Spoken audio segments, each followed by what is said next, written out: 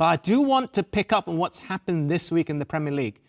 We haven't actually been on TV since the news broke that Ruben Amorim has been sacked. So I want to know what you're both thinking about this. Starting with you, Alan, was it the right decision to let him go? You can understand why, because of his outbursts following the last game but against Leeds. But now, moving forward, we've had some time to digest the news. We've even seen them play another game with Darren Fletcher stepping in charge for now. Yeah, I think it had to happen, Adam. The team was going nowhere, pure and simple. They had one or two little instances where it looked as if it was getting better. He went to that 4 at the back. They looked more comfortable, more like Man United. Then he's gone back to the 5. I mean, the Wolves game was a killer as well, you know, against a side in Wolves that couldn't buy any points, and they really struggled. So, yeah, he just wasn't able to take things forward. He really wasn't. And I think at the end he was relieved. I don't think he was enjoying it. He's a standoff with Jason Wilcox, we hear, the director of football. But his insistence on this particular shape, you know, I think he might have needed a couple more transfer windows to get the kind of players that would have fitted it. But I don't think it suits United. I don't think it suits the Premier League, to be honest with you. So, yeah, it was inevitable, I think, that he did go. Gary, and I want to also know what Adam thinks about this. What about the long-term replacement? So the latest news we got is Ole Gunnar Solskjaer is the favourite to take over until the end of the season. But in the summer, a new permanent head coach will be appointed. It could be history repeating itself. It could be Ole Gunnar Solskjaer once again. But there's lots of names being bandied about. Oliver Glasner, his contract runs out. Andoni Iraola, his contract's going to run out. Then you're looking at someone like Thomas Tuchel, whose contract will run out as well after the World Cup campaign. He's a big name manager. Others available, like Xavi. Someone that they might need to pay for would be a Pochettino.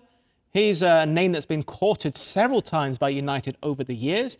I could sit here reeling off names. But Adam, they have tried nearly every sort of manager. They've gone for the big name, Van Gaal and Mourinho. You know, they've gone for the young up-and-coming coaching manager. You know, Amorim had an amazing reputation in Portugal for the style of play, the way that his sporting team played. So they basically have tried nearly everything. There's a lot of talk about Manchester United having this style of play, but it's about finding a style that wins a game. You've got to win first, and then performance comes after. The game's about winning games. Pochettino maybe the one that jumps out, but they'd obviously have to wait till after the World Cup. And then that'll be hard. That'll be hard for somebody to come in without a pre-season and then and getting on a training field pre-season with the team getting into the following season. So it's up in the air. You know, it's obviously there's interim managers at the moment because they didn't think that Amorim would go into that press conference and say the things he said last week. So they've had to react. It's hard to have much confidence in the hierarchy making the right decision, though, Gas, isn't it? They've made so many cock-ups along the way. The Dan Ashworth one stands out, doesn't it? He came and then he went. So the pressure's on them now to make the right call because all eyes will be on the hierarchy and really taking all the stick. And those above have become, they've just taken a step back into the shadows. Oh, it's nothing to do with us type thing. But, they bear a lot of responsibility for the way things have gone at Old Trafford and gone downwards. Yeah, because you look at Manchester United and I think the signings that were made recently have added something. But they're nearly unrecognisable, Manchester United. To the Uniteds that we grew up, even when we're going back to Leicester days, Manchester United had something, but that it seems to have gone. It's since Fergie left, it's been really tough to find the right appointment. Alan, I want to know who you think could be taking over the reins at Old Trafford. There was even one name which I found slightly out there. Rio Ferdinand put it forward that if a job was offered to Mikel Arteta, he would seriously consider leaving Arsenal and joining Manchester United. Well, I don't know. Maybe he's got some inside information. But, yeah, I think you've got to bring a man of stature and track record. I don't know. I mean, you mentioned Iraola there, Adam, and his style of football, I think, would very much suit United. Very quick and pressing from the front, very adventurous.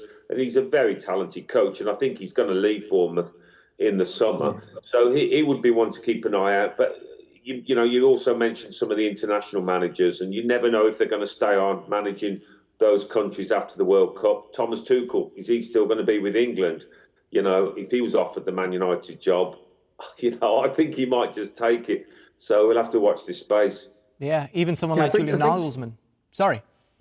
I'm just saying, you know, you mentioned Glasner there as well, but it's again, you're bringing in another coach who likes to play with 3/5 at the back. And okay, Gary, I don't know if the man. I need to interrupt you there because I did speak to Oliver Glasner earlier this season and we spoke about this. But he said to me in person that throughout his time as a player and as a manager, he's played all systems. It's more about playing with what you have at that point in time. But he's more than open to be flexible to playing a different style. So I'm just putting this out there because that's what he said to me. Absolutely. I think one of the reasons that Amorim struggled is the fact he was very stubborn and didn't want to make that change, because you should be able to make changes in the game as well. And players should recognise that's got to happen sometimes. You can't just, you know, play with the same shape and tactical, you know, input going into a game. You've got to have the ability to make change within a game.